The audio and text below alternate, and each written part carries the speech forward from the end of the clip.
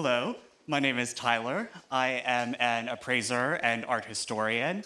I come from the traditional art market, and I'm excited to talk with you today about audience support for NFT artists.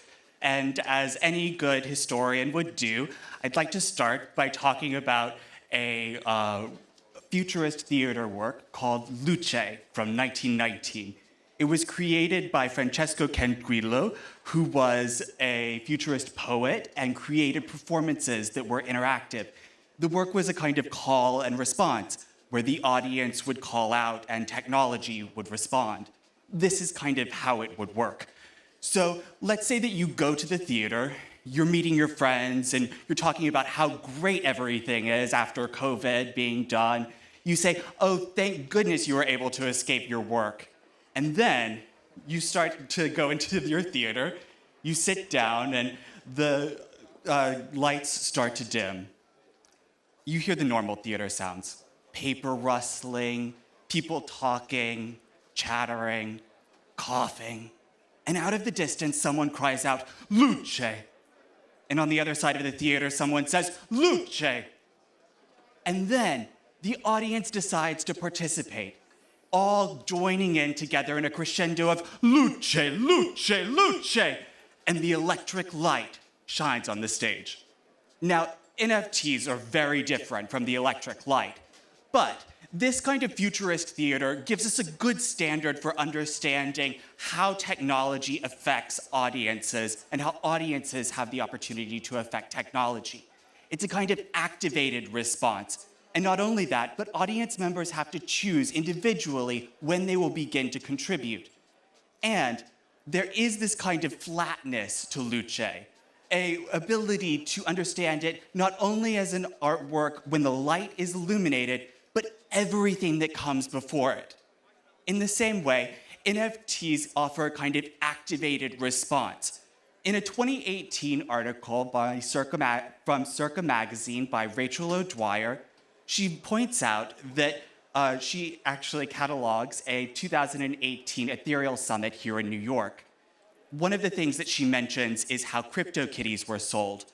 It achieved that night a $140,000 hammer price. Now, the auctioneer described the room as full of bravado and ostentation, and a London gallerist also talked about how this art asset could really be replaced with any other kind of non-fungible asset. This might be something that is kind of disturbing, but at the same time, it shows that there is a split between tokenized value that could be economic or potentially archival, and what you would see interacting with an art object itself and the art object's idea. This split is a kind of activation, and it also changes, especially if economic and archival tokenization is meant to be held steady, the way that collectors would be stewards of the art object. Rather than being focused on economic and historic ideas, the collector suddenly becomes in fellowship with the object, asking themselves, what does this art object require of me? In the same way, there is this kind of broad flatness to the art object. Suddenly, collectors have the ability to be presented with much more radical ideas. So, if we're looking at tokenization and collectors as a relationship that is in this kind of split world, how do we look at the art object? What is the opposite of economic or potentially archival authorship? This leads us to a kind of coordinated community approach. In a 2019 article, Amy Whitaker of NYU describes how blockchain has the potential of creating more value of cultural and labor. This means that on the opposite end of economic or archival value, there could also be a reflection of communities, their cultures and their labors within the art object itself. By tokenizing and creating NFTs, it does actually foster this kind of coordinated community simply by splitting the way that we look at value and the art object itself. Take a look at this example. It is a Google document that was started by an artist in the Netherlands, Soyeon Park. It is called a Collective Booklet for Computational Women, and it serves as a kind of catalog for all of the cultural and labor that female internet artists are creating. This is a document that hasn't been tokenized to my knowledge, but I do think that it is a very good example of how cultural and labor value is distinct from that of economic or archival motivations. So, in looking at this, we might also consider how all of these values are combined. You probably know this artwork by Itzel Yard, Dreaming at Dusk, which sold for a record $2 million earlier this spring. This artwork is a generative work using the private key of the first Onion service. And when Itzel was making this work, she did it in combination with the Tor project. I thought that this was really a fascinating example of how licensing and creating shared ownership of value works through the NFT community. Now, the other aspect of this that I find so appealing is that after the work was sold and the artist was inundated through Twitter with press requests and congratulations, she also went on Instagram and began to have her own conversation with her followers, saying, I want to give back to the community.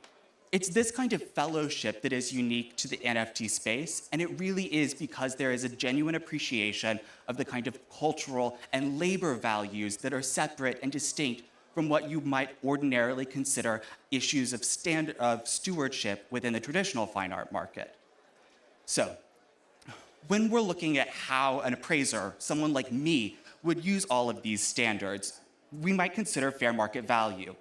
USPAP, the Universal Standards for Professional Appraisal Practices, defines fair market value as the resulting sale price between knowledgeable and willing participants, neither under duress or both with all facts known. USPAP also offers a fairly good opportunity for defining the most appropriate marketplace.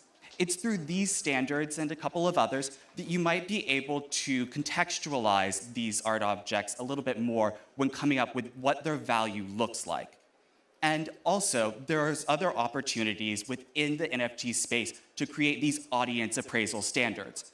The startup Upshot.io is one good one, and many people would be surprised to know that appraisers are able to cite social media sources. So Instagram, Twitter, and longer form sources like Discord are perfectly reasonable places to find contextualizing information for discovering new information about value. In a 2016 article, Laura Lodi of the University of New South Wales describes how native platforms can also be a driver of value. One of the things that she says is that these native platforms are creating institutional power in private and public-private hands by capitalizing on provenance and verifiable originality. So, when we're thinking about how value is influenced by audience standards, one of the things that we should always remember is that when appraisals come up and the curtain starts to open, the spotlight may in fact just rest directly with the audience. Thank you.